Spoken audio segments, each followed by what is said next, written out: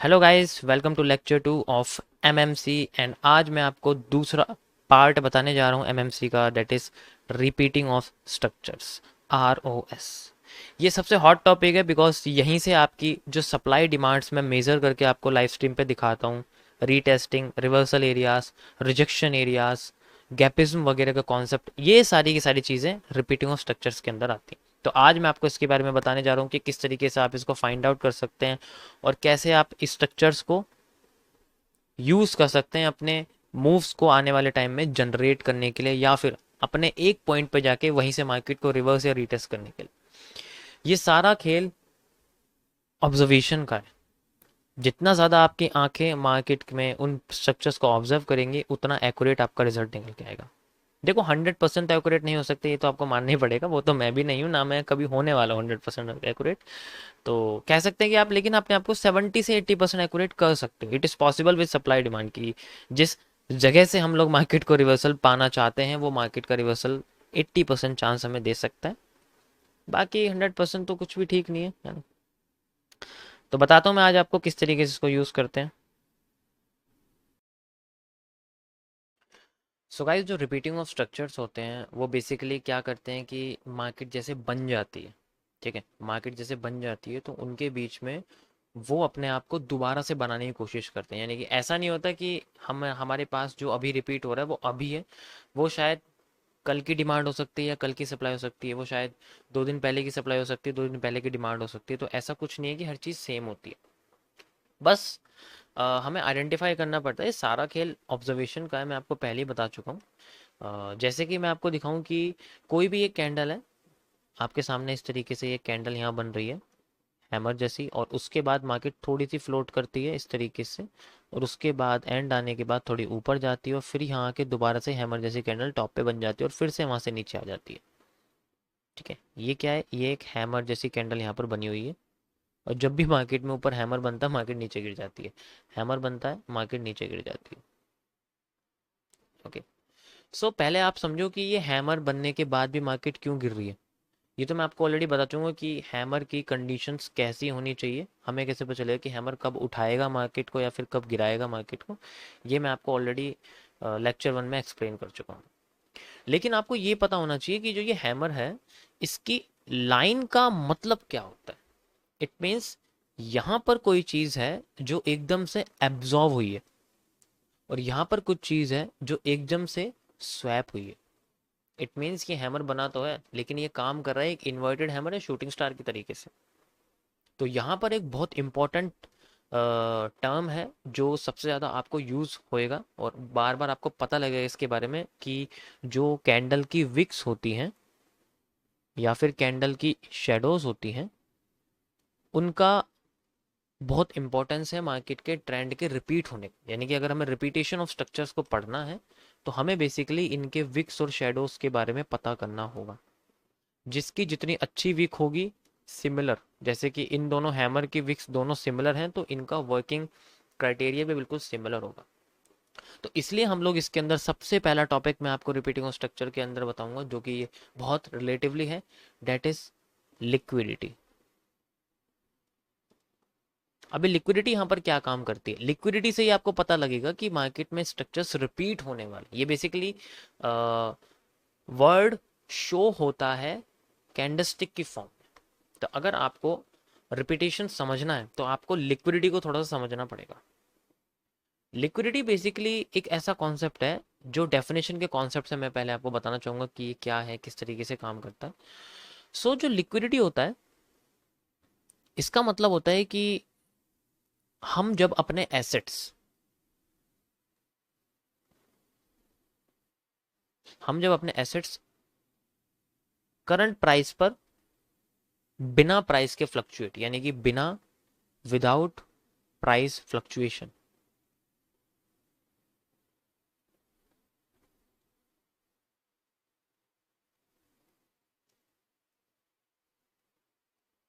Market में जाके बेचते हैं, और उसके ज़रिए हमें कैश मिलता है, जिसे हम लोग रेडी फॉरवर्ड कैश कहते हैं। यानी कि ये कैश सीधे हमारे बैंक अकाउंट में आ जाता है या फिर सीधे हमारे डीमैट अकाउंट में आ जाता है। ठीक है, यानी कि ये हमारा हो जाता है। हम लोग अपने एसेट्स को बेच देते हैं उस एसेट्स के करंट प्राइस के बेसिस पर, बिना उस प्राइस के फ्लक्चुएट करे हुए, जब हम एसेट को बेचने जाते हैं तो वो जब कैश में कन्वर्ट हो जाता है, पैसों में कन्वर्ट हो जाता है, डॉलर में कन्वर्ट हो जाता है, येन में कन्वर्ट हो जाता है, तो उसमें प्राइस फ्लक्चुएट नहीं होना चाहिए उस एसेट्स का। जैसे आप सोना बेचने जा रहे हो या घर बेचने जा रहे हो, तो सोना बेचने जा रहे हो तो आपके सोना बेचने से सोने के प्राइस पे फर्क नहीं आना चाहिए ज़्यादा। एसेट्स कई सारे हो सकते हैं, जैसे कि मैं आपको बताऊं कि एसेट्स आपका हो सकता है होम, घर आपका हो सकता है, ठीक है। कोई कंपनी के शेयर्स हो सकते हैं, कोई कमोडिटी हो सकती है जैसे कि सोना, चांदी, ओके। इसी तरीके से आपके एसेट्स हो सकते हैं। तो ये भी सारे जब बेचने जाते हैं तो यहाँ पर जब ये चीज़ होती है, यानी कि अगर मैं और सिंपल भाषा में आपको समझाऊं, तो यहाँ पर जब हमारे सामने ये जो एसेट्स हैं, ये जो एसेट्स हैं ये हम लोग बेचने जाते हैं मार्केट के अंदर, ठीक है, और हम लोग इसके ज़रिए कैश लेते हैं, तो इस प्रोसेस को हम लोग बोलते हैं स्वैप करना, यानी कि स्वैपिंग। और इसको ही हम लोग बोलते हैं लिक्विडिटी स्वैप। इस कंडीशन में जो मार्केट में हमें कैंडल्स देखने को मिलती हैं, उनके ऊपर शेडोज होती, मतलब ऊपर विक्स होती हैं और नीचे बॉडी होती है।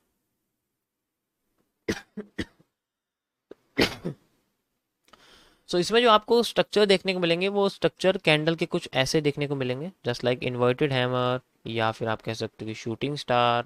मतलब वो पैटर्न्स जहां मार्केट में ऊपर की साइड जो लाइन है वो बहुत लंबी होती है, तो इसी जगह आपको लिक्विडिटी स्वैप देखने को मिलेगा।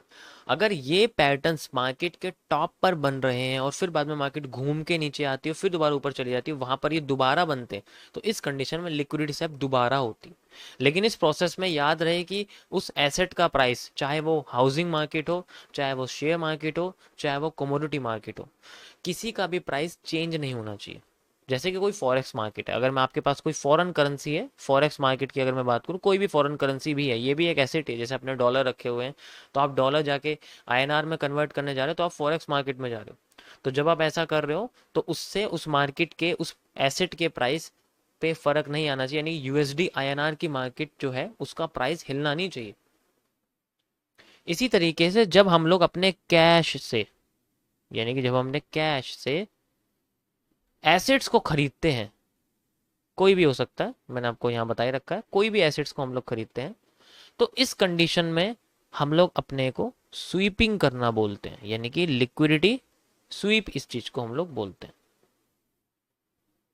इस कंडीशन में चार्ट पे ये कैसे शो होगी, यहाँ उल्टा हो जाएगा। यहाँ पर जो स्ट्रक्चर्स हैं वो आपके इस तरीके से नजर आएंगे, लाइक दिस या लाइक दिस। तो यहाँ पर एक हैमर और एक हैंगिंग मैन, ये दोनों ही पैटर्न लिक्विडिटी स्वीप के लिए माने जाते हैं। It means they help to make the market in the upside, और इन्वर्टेड हैमर और shooting star they help to make the market into downside. ये इनका एक कह सकते हो कि प्रोग्रेसिव है, कि अगर ये बनते हैं तो मैक्सिमम टाइम इनका ये मूव आना चाहिए।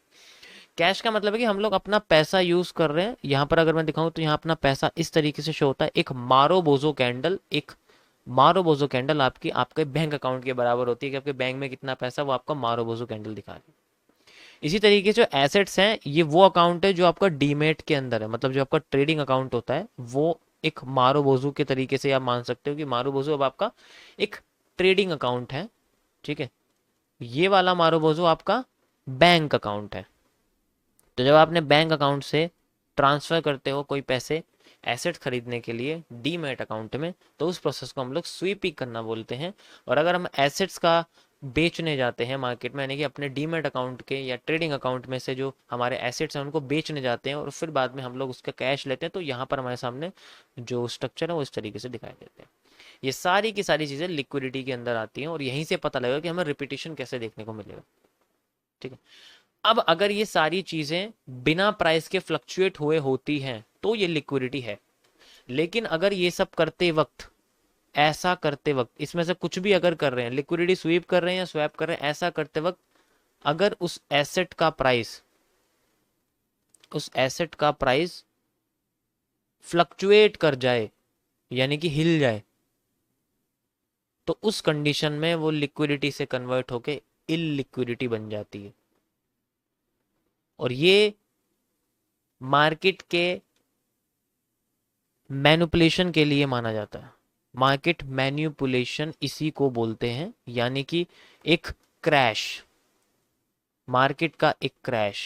जैसे कि आप अगर इंडियन मार्केट देखोगे जून जुलाई की, यानी कि जून की इंडियन मार्केट देखोगे, जिस वक्त जून में 2024 में इलेक्शन के रिजल्ट आए थे, तो उस वक्त मार्केट अच्छा खासा चलते हुए एकदम से नीचे गिर गई थी और फिर अपने आप को रिकवर भी कर गई थी, दोबारा इसी कंडीशन में आने भी लग गई थी।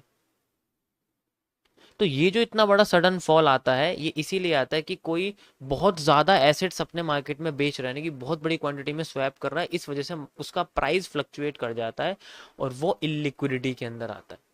इस चीज़ से बचने के लिए, अगर इस चीज़ से बचने के लिए उस एसेट पे बाहरी, मतलब अगर इस चीज़ से बचना है, इलिक्विडिटी से अगर बचना है, तो इसके लिए अगर कोई सेंटर बॉडी है, अगर कोई सेंट्रल बॉडी है जो इस चीज से बचने में हेल्प करती है, तो उस मार्केट को हम लोग सेंट्रलाइज्ड मार्केट कहते हैं।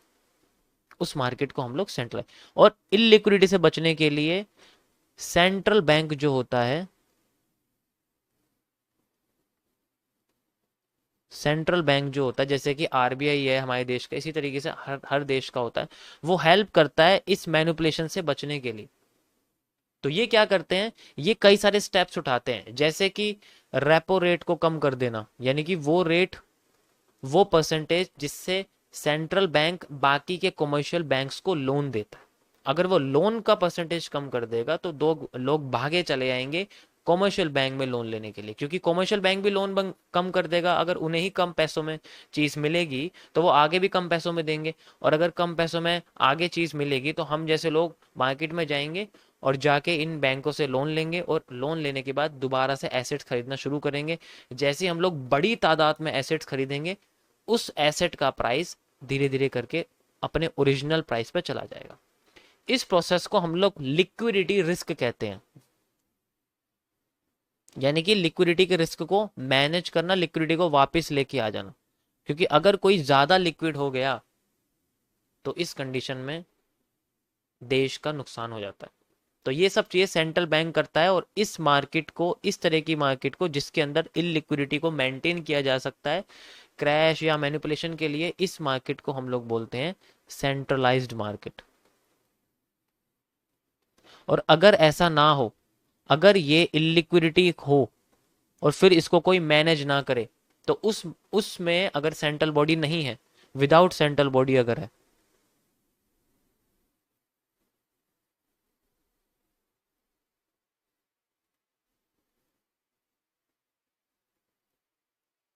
तो उस मार्केट को हम लोग बोलते हैं डिसेंट्रलाइज्ड मार्केट, यानी कि जिसको कोई भी हेल्प नहीं करेगा अगर वो बुरी तरीके से गिर जाए या बुरी तरीके से उठ जाए, तो उसे हम डिसेंट्रलाइज मार्केट कहते हैं। और सेंट्रलाइज मार्केट में किसी एसेट का नुकसान और भरपाई बहुत जल्दी हो जाती है।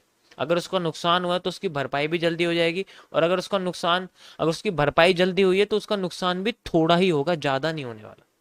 तो इसलिए ऐसी मार्केट को सेंट्रलाइज मार्केट कहते हैं। जैसे कि किसी देश की स्टॉक मार्केट होती है, अगर वो बुरी तरीके से गिर जाए उसकी भरपाई भी हो जाती है। लेकिन जो डिसेंट्रलाइज मार्केट होती है, जैसे कि आपका क्रिप्टो मार्केट जो है, ये एक डिसेंट्रलाइज मार्केट है। अगर मान लो बिटकॉइन $15,000 पे है, तो ये $15,000 पे रहेगा, ये 75 पे पहुंचेगा, तो ये सिर्फ बड़े बड़े इन्वेस्टर की वजह से पहुंच सकता है। इसमें किसी सेंट्रल बैंक का हाथ नहीं है। अब तो धीरे धीरे करके लोग इसमें इंटरेस्ट ले रहे हैं, कंट्रीज इंटरेस्ट है, लेकिन पहले ये आज भी ये डिसेंट्रलाइज है, पहले भी ये डिसेंट्रलाइज थी। तो अगर ये गिरती है तो इसमें सबका नुकसान है, और इसकी भरपाई होने में किसी को नहीं पता होता कि भरपाई होगी नहीं होगी, होती भी नहीं है। लेकिन सेंट्रल मार्केट में, सेंट्रलाइज मार्केट में भरपाई होती है, क्योंकि इनके पास सेंट्रल बैंक्स होते हैं, बड़े बड़े बैंक्स होते हैं, बड़े बड़े सपोर्ट्स होते हैं इस वजह से। लेकिन इनके पास सिर्फ इन्वेस्टर्स होते हैं। अगर किसी इन्वेस्टर का मन है, वो ज़्यादा पैसे लगाना चाहता है, तो ही इनका प्राइस इंक्रीज होगा, वरना तो इनमें प्राइस एक जैसा ही रहता है। सो गाइज, ये लिक्विडिटी है, इसको समझना बहुत जरूरी है। इसके बेसिस पे आपको रिपीटिंग ऑफ स्ट्रक्चर्स के बारे में पता चलेगा। वापिस आते हैं हम लोग अपने रिपीटिंग ऑफ स्ट्रक्चर्स के कॉन्सेप्ट में, तो मैं आपको सबसे पहले एक सिंपल सप्लाई और डिमांड के बारे में बताना चाहूँगा, जिसको मेजर करने के लिए मैं एक स्पेशल लाइन का यूज़ करता हूँ। पहले मैं आपको रिपीटिंग ऑफ स्ट्रक्चर यहाँ दिखा देता हूँ।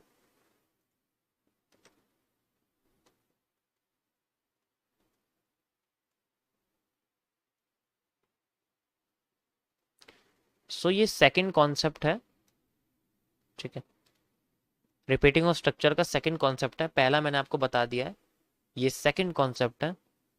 एमएमसी का पहला कॉन्सेप्ट है, एंड आरओएस का सेकंड कॉन्सेप्ट है, and this is called a the line which measure supply and demand, which is known as the QFL। QFL stand for, ये मेरी अपनी बनाई हुई है, इसको मैं बोलता हूं क्वांटिटी फॉलोइंग लाइन। जो भी टर्म्स यहां मैं यूज कर रहा हूं गाइस, वो सिर्फ और सिर्फ मेरे अपने बनाए हुए हैं, वो किसी का भी लिया हुआ नहीं है। तो जितने भी आप चीजें पढ़ने वाले एमएमसी में, वो सारी मेरी अपनी बनाई हुई है। जो किसी और की बनाई हुई है उसको मैंने डेवलप करा हुआ है, जैसे कि मैं आपको आगे एसएमसी भी बताऊंगा, वो मैंने डेवलप करी हुई है कि उनको कैंडल्स के साथ मिक्सअप करके हम लोग कैसे समझेंगे। सो ये लाइन मेजर करती है सप्लाई और डिमांड को।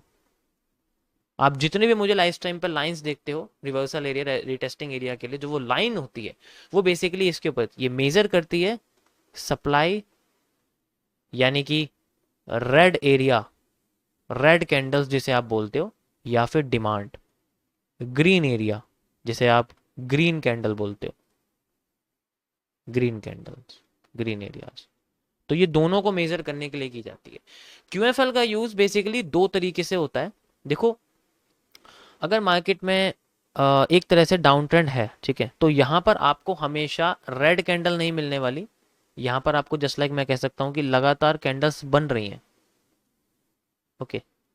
और अगर यहाँ पर एकदम से दो ग्रीन कैंडल आ जाती हैं, जस्ट लाइक ऐसे करके, और फिर बाद में ऐसे करके, और फिर बाद में ये ट्रेंड कंटिन्यू होता है हमारे सामने, ऐसे करके, ऐसे करके, और कंटिन्यू हो के ये यहाँ पर आ चुकी है, और फिर यहाँ से उठने की कोशिश कर रही है, एंड मूवी मार्केट यहाँ पर यहाँ दोबारा आ जाती है इस लेवल पे मान लीजिए। तो यहाँ पर कंफ्यूजन ये रहेगी कि हम लोग, अभी मैंने बोला कि आपको सिर्फ रेड कैंडल के लिए लाइन अलग लेनी है, ग्रीन कैंडल की लाइन अलग लेनी है, तो अब यहाँ पर कंफ्यूजन क्रिएट होती है।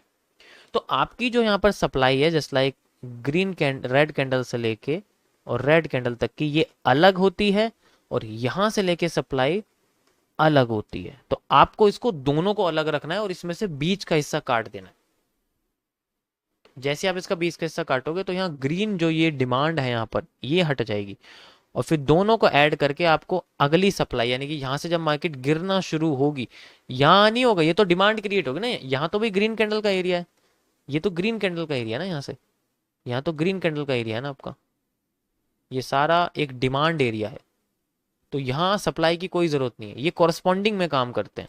तो जब ये मार्केट नीचे गिरना शुरू करेगी यहाँ से ऐसे करके, तब हमें ये दोनों ही डिमांड यूज़ करनी पड़ेगी, मतलब ये दोनों सप्लाई यूज़ करनी पड़ेगी। ये हमारे लिए सप्लाईज हैं, ये दोनों हमें सप्लाई यहाँ यूज़ करनी पड़ेगी। तो इसे हम बोलते हैं subtraction of demand from supply move. तो यहाँ पर आपको बेसिकली जो आपको ये लाइन यूज करनी है, जस्ट लाइक यहाँ से लेके यहाँ तक की ये अलग होती है, यहाँ से लेके यहाँ तक की अलग होती है, इन दोनों को आपको ऐड करना है और फिर उसमें से माइनस कर देनी है डिमांड। ये सब आपको अपने माइंड में करना है। मैं ये खुल के लाइव स्ट्रीम पे नहीं बताता हूँ क्योंकि समझ में नहीं आएगा हर किसी को। यहाँ मैं इसलिए बता रहा हूँ क्योंकि आपके पास बहुत टाइम है, तो ये चीजें आपको बार बार करनी पड़ेगी, बार बार, और एक टाइम में आपको पता लग जाएगा कि मेरा एक्यूरेट मूव कैसे आएगा। एक्यूरेट, ये एक्यूरेसी के लिए है, वरना तो आप पूरा मेजर कर लो, कोई दिक्कत नहीं।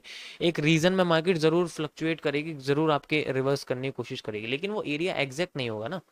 आपको एग्जैक्ट मूव चाहिए तो एग्जैक्ट मूव इस तरीके से निकलेगा। तो ये जो लाइन हम लोग मेजर करते हैं बेसिकली, ये जो लाइन होती है, जो मैं आपको लाइन बता रहा हूँ, ये ही लाइन क्यूएफएल होती है। और इसके बाद हम लोग यूज करते हैं रिवर्सल एरिया, और फिर बाद में रिवर्सल एरिया।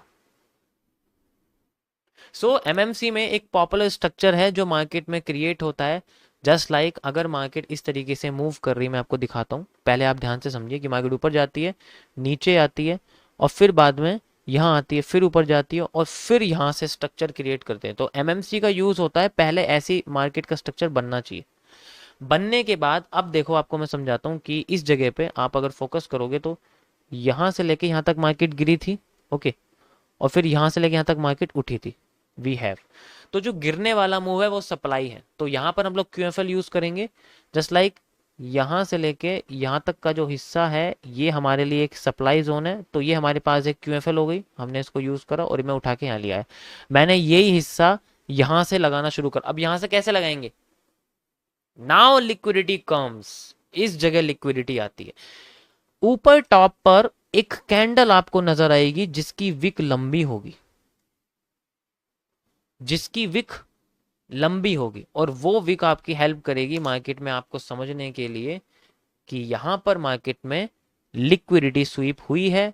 जितने अमाउंट में यहां लिक्विडिटी स्वीप होगी, द अमाउंट यानी कि जितने अमाउंट में आपको यहां पर लिक्विडिटी स्वीप देखने को मिलेगी इस जगह पर, उतने अमाउंट में आपको अगर इस मूव पर लिक्विडिटी स्वीप देखने को मिलती है, जस्ट लाइक दिस, पैटर्न्स अलग हो सकते हैं, ठीक है। मैं ये नहीं कह रहा कि यहां पर आपको रेड ही कैंडल देखने को मिलेगी, आपको ग्रीन भी देखने को मिल सकते हैं, लेकिन उसकी जो लाइन का साइज है वो एग्जैक्ट उतना होना चाहिए, बराबर भी ना हो, थोड़ा बहुत फर्क हो सकता है, तब जाके जब इसकी अमाउंट, इसका जो लिक्विडिटी का अमाउंट है, लिक्विडिटी स्वैप का जो, सॉरी स्वैप का जो अमाउंट है,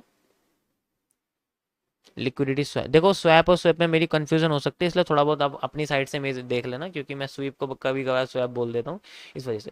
जब ये ऊपर मैच कर जाएगी, इसके लिए भी है कि अभी हमने क्या करा, सप्लाई साइड की क्यूएफएल क्रिएट करी है, अब हम डिमांड साइड का क्यूएफएल क्रिएट करते हैं, यानी कि यहां से लेके यहां तक का जो मूव हमने लिया है, जब ये कंप्लीट हो जाएगा यहां पर इस जगह, सो हमारे सामने उसी जगह पर सेम स्ट्रक्चर आने की प्रोबेबिलिटी बनने के 78% चांसेस होते हैं। और जब स्ट्रक्चर बनेगा तो अगली सप्लाई आएगी उसी क्यूएफएल के बराबर जितना हमने यहां लिया, तो ये जो क्यूएफएल आप देख रहे हो ये लौट के वापस यहां पर आ जाएगी, और इसी इन्वर्टेड हैमर से हमें देखने को मिलेगा, शूटिंग स्टार से, एक नेक्स्ट मूव जो एग्जैक्ट तो नहीं लेकिन कुछ हद तक उस उतने ही जितना होगा, फिर मार्केट अपने आप को यहां से नीचे लेके आ जाएगी। और this is called the target of take profit, ऐसे टेक प्रॉफिट के टारगेट पता लगते हैं। तो ये हमारे सामने क्या हो जाएगी, एक QFL, that is how we measure supplies. तो सप्लाईज हम लोग मेजर कर सकते हैं रिपीटिंग ऑफ स्ट्रक्चर्स के जरिए, जिसके लिए आपको कैंडल्स को समझना बहुत इंपॉर्टेंट है। ये कैंडल्स को समझना आपके लिए बहुत इंपॉर्टेंट है, इनकी विक्स के बेसिस पर ही पता लगेगा कि मूव्स कहाँ से जनरेट होने वाला है। आई होप थोड़ा सा आपको समझ में आया होगा ये कॉन्सेप्ट, क्योंकि ये थोड़ा सा मुश्किल है, मैं आपको अभी चार्ट पे लेके चलता हूँ, वहाँ आपको थोड़ी क्लियरिटी हो जाएगी कि किस तरीके से आपको देखने को मिलेगा। जस्ट लाइक आप ये देखो, ये अभी गोल्ड का लाइव चार्ट चल रहा है, मतलब वैसे तो मार्केट बंद हो गई है, लेकिन आप समझ सकते हो कि किस तरीके से हमें देखने को मिलेगा। Got it. तो यहाँ पर आप देखो, मैं आपको दिखाता हूँ, सेम मूव आप देखने को मिलेगा कि आप ये शेडोज देख सकते हो, ये विक्स देख सकते हो, ये विक्स देख सकते हो, ये विक्स देख सकते हो, और बॉटम पे आप ये देख सकते हो, ये भी देख सकते हो, एंड ये भी देख सकते हो, ये सारी की सारी एक जैसी।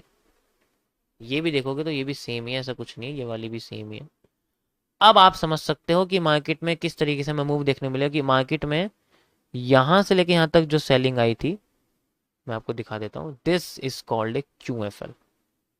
यहां से लेके सेलिंग आई थी, वो अगली टॉप के बाद उतनी ही आपको देखने मिलेगी, एग्जैक्ट तो नहीं, मैंने क्या बोला, एग्जैक्ट नहीं मिलेगी, थोड़ा बहुत चेंज आ सकता है, वो आपको मैनेज करना पड़ेगा, थोड़ा बहुत चेंज आ सकता है।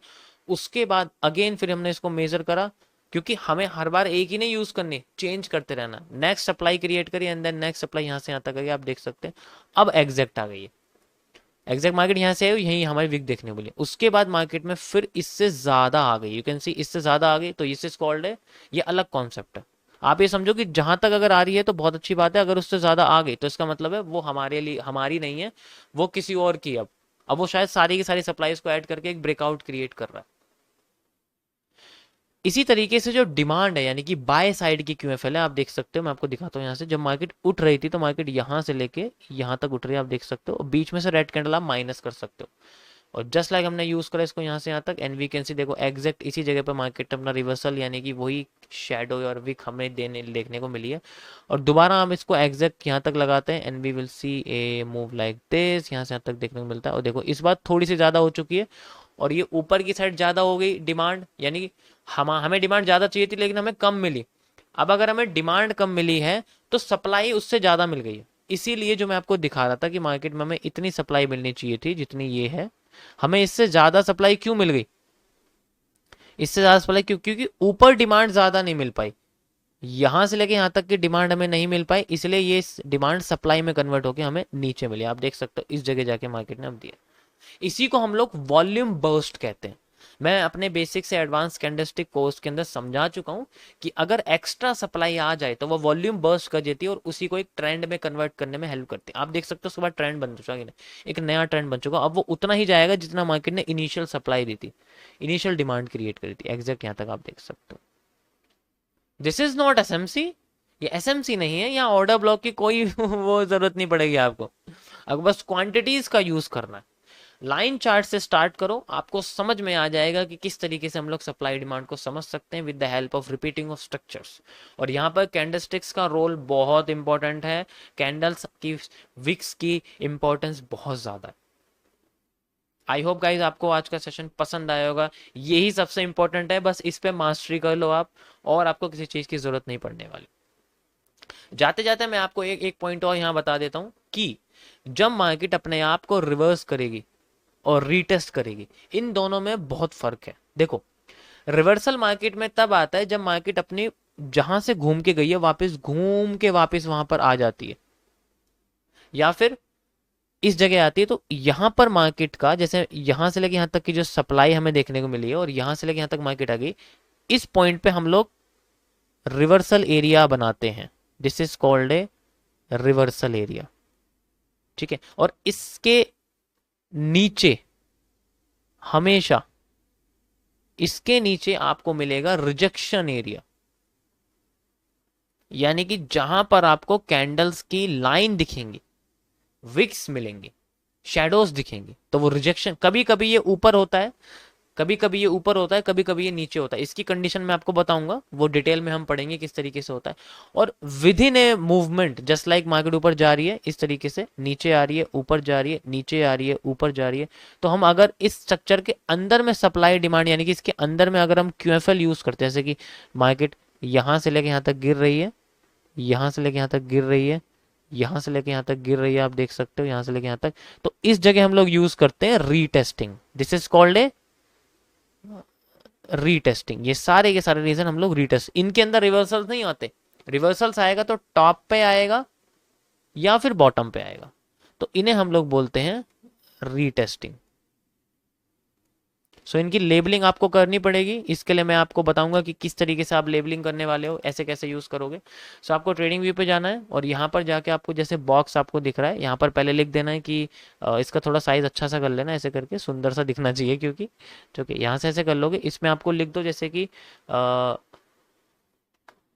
रिवर्सल एरिया, जस्ट लाइक आप लिखना चाहो यहाँ पर, एक मिनट, रिवर्सल एरिया ऐसे आपको लिख देना है इसको इस तरीके से। और इसको फिर आप सेव कर सकते हो, टेम्पलेट पे जाना है आपको और सेव एज कर देना है। यहाँ पर आप रिवर्सल एरिया करके लिख दो, और रिवर्सल मेरा ऑलरेडी यहाँ सेव्ड है आप देख सकते हो, तो मुझे करने की जरूरत नहीं है। आप इस तरीके से करोगे फिर आपका सेव हो जाएगा। फिर आप इसको टेम्पलेट में जाओ और यहाँ वो रिवर्सल एरिया वाला टेम्पलेट ऐड कर दो और आपको बना के दिखा देगा। इस तरीके से आप रिटेस्टिंग एरिया का भी कर सकते हो। इसी तरीके से ये सारे के सारे रिटेस्टिंग्स हैं। जब आप देख सकते हो, मैंने आपको बताया कि ये आपका एक रिवर्सल एरिया है, बाकी के बाकी सारे रीटेस्टिंग्स हैं, ये सारी रीटेस्टिंग आप मार्क कर सकते हो। तो this is how you use repeating of structure. ये बहुत पावरफुल कॉन्सेप्ट है गाइस, इसमें किसी भी आपको इंडिकेटर, किसी भी अलग से एसएमसी, ऑर्डर ब्लॉक और ब्रेक ऑफ स्ट्रक्चर, किसी भी चीज की नीड नहीं होने वाली। और अभी मैं बताऊंगा, ये तो सिंपल मैंने आपको बताया, नेक्स्ट मैं आपको बताऊंगा कि कॉम्प्लेक्स सिचुएशन में हम लोग कैसे यूज करेंगे इसको, किस तरीके से हम लोग मेजर करेंगे और इनको चार्ट पैटर्न के साथ कैसे हम लोग एनहेंस कर सकते हैं। So guys, I hope guys आपको ये सब चीज़ें समझ में आई होंगी। बाकी सारा का सारा कॉन्सेप्ट आपके नोट्स के ऊपर है, आप इनको अच्छे से नोट्स इनके बना लेना और लिक्विडिटी को अच्छे से समझ लेना। मैंने पूरी कोशिश करी है आपको एक सिंपल मेथड में लिक्विडिटी समझाने की। वैसे तो मैं लाइव में बता ही चुका हूँ, लेकिन मेरा काम है आपको रिपीट करना, कम टाइम में आपके स्ट्रक्चर्स को अच्छे से एक्सप्लेन करना। आई होप आप सबको ये छोटा सा कॉन्सेप्ट समझ में आया होगा। मैंने पूरा खुल के आपको बताने की कोशिश करी है। बाकी देखो आपके अंडरस्टैंडिंग के ऊपर है, मैं तो अपनी तरफ से एफर्ट कर रहा हूँ, आपको भी करना पड़ेगा जितना मर्जी चाहे आप इसको रिपीट करके देखो। क्योंकि अगर ये कॉन्सेप्ट अगर आपको समझ में नहीं आया तो ये पूरे एमएमसी की नींव है, रीढ़ की हड्डी है ये रिपीटिंग ऑफ स्ट्रक्चर। इसीलिए मैं इसको सबसे पहले स्टार्ट कर रहा हूँ। इसी को आपको सबसे ज़्यादा काम करना है, इसी के ऊपर ही आपको सबसे ज़्यादा अपने आप को बेहतर बनाना है। क्योंकि सारा खेल संतुलन का है, और अगर वो बिगड़ता है उसी के बाद के मूव को हम लोग कैप्चर करते हैं। मिलते हैं गाइस नेक्स्ट लेक्चर में, तब तक के लिए आप रेस्ट कीजिए और अपनी आंखों की शक्ति को बढ़ाने का काम करिए, वो ज़्यादा काम आएगा।